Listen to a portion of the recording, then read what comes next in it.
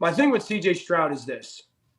Like, I'll read you my notes because that's my question. That's what we're talking about. Yes, please. Hell yeah. We get a chance to peek inside Dan Orlovsky's mind. Come on. Let's dive into his notes section. I was watching CJ because his pro days tomorrow. Now, I think pro days are relatively dumb, but Cam Newton's throwing today. Yeah. DJ Fluker's back. Yeah.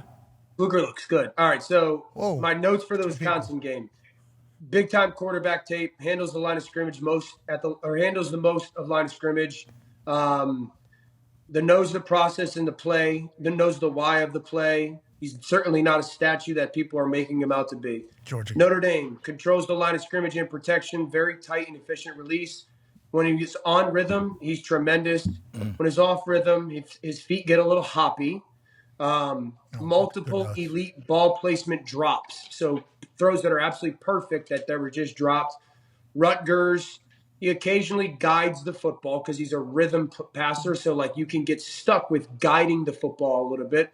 You can play and work yourself out of those issues. Is that forcing Michigan it? What's that State, mean, guiding? What do you mean? Like, holding on? Like, what does that mean? Yeah, I think you like ways I was always taught. If you remember the Patriot, the movie, rest in peace. Hell yeah. Aim small, miss small. Yeah. It's you like to guide the football feels like when you're throwing it, you're not confident when it's going to leave your hands. So you're like, you want to like almost run it to where those people are instead of just, I'm picking my target and I'm going to trust my throw. So you have days. Just spin it. Just spin it. That's a mental thing, you think. Yeah, got it. Totally. Can get Michigan State, number one's open a lot. He can progress, but sometimes his feet don't get to that with his eyes. Sometimes I think he hitches a little bit too much. Now that's due to being pretty well protected. A lot of guys are open. He had great protection up front. Iowa, couple plays where he doesn't hang in there and make the throws, which I didn't like. Yeah, but I was known. Defense. I was known to bring the hammer on that defensive side. Mm-hmm. Yeah. Long Locked fields on the too. number one. Taylor. Perfect throws. I make the note perfect throw a lot.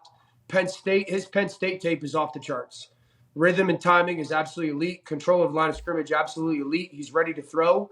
Remind me a lot of Trevor Lawrence in regards to that, like fundamentally ready to throw. That was massive game for them too, right? Yeah. That was massive game for Ohio State. At that point, they hadn't beat anybody. Who'd they play? And then that Penn State game was a night game. I think they were hyping it up to be just like Georgia, the biggest game of the year. He showed up. So it's not like he's going to be scared either. It doesn't seem like, right? It's not like the big moment gets to him. He made some big time throws. Like you could make the case the throw of anybody in this draft is the throw he makes late down the left sideline on a go ball that is just absolutely freaking roped, and it's perfect. So, like, he's awesome. I think he's awesome. I think the gap between him and Bryce Young is not nearly as big as some people have made it up, and I love Bryce. I would say this, Pat. The hesitation, has to be number one. No one had the protection that he had this year. Like, he was protected well. And then number two, no one had guys run open as much as he did. Bryce or CJ? Bryce. What's that? CJ, best protected, you said? CJ had the best protection, and guys were open the most. Like, if you watch Alabama tape, guys aren't open that much. If you watch Florida tape, ain't no one open. So that you gotta live. If you're Carolina, I think the question is, like, do you think your offensive line can protect them? If you do, you're getting a really, really, really good player. I can't wait to see what Carolina decides to do. They said they don't know yet. Adam Thielen tried to pry a little bit of information, he said, during his trip. They didn't tell him. That could have been a lie. Yeah, it might have been. Because he said he trusts their plan to win a championship. Who knows what it is. They might know. They're probably never going to tell anybody.